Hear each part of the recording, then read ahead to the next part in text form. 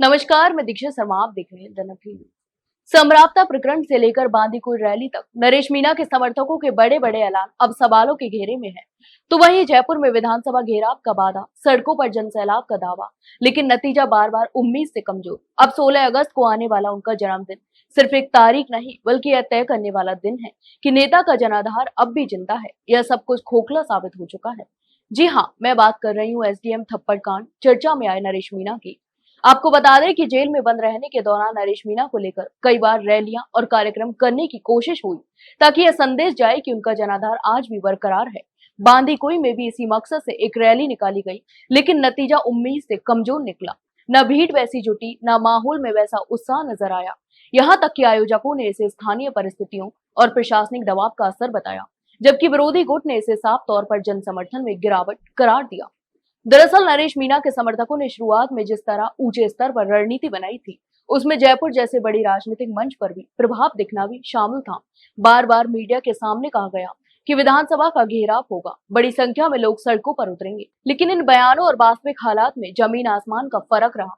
ना तो जयपुर में वैसा जनसैलाब दिखा और न ही बांदीकुई में निकली रैली का असर उस पैमाने पर महसूस हुआ जैसा इरादा था। अब नजरें 16 अगस्त पर टिकी हैं, वे तारीख जो नरेश मीणा के जीवन में सिर्फ जन्मदिन ही नहीं बल्कि एक तरह से राजनीतिक परीक्षा का दिन भी बन चुकी है। सवाल यह है, क्या यह दिन भी बाकी मौकों की तरह सिर्फ औपचारिकताओं में गुजर जाएगा या फिर वाकई कोई बड़ा संदेश देने का मौका बनेगा? कुछ समर्थक मानते हैं कि जेल में रहते हुए भी नरेश मीणा का जन्मदिन त्योहार की तरह मनाया जाएगा, ताकि विरोधियों को यह संकेत दिया जा सके कि उनका जनाधार अभी भी जिंदा है।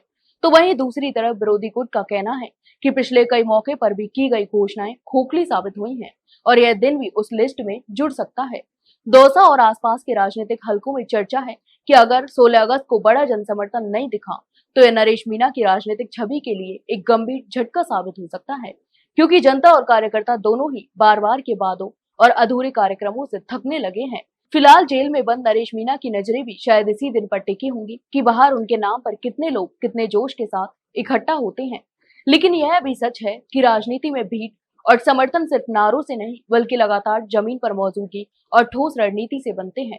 अब देखना यह है कि 16 अगस्त का दिन नरेश मीणा के लिए एक नए अध्याय की शुरुआत बनेगा या फिर यह भी पिछले वादों की तरह खोखला साबित होगा। तो आप इस पूरे मामले पर क्या सोचते हैं, हमें कमेंट बॉक्स में कमेंट करके जरूर बताएं।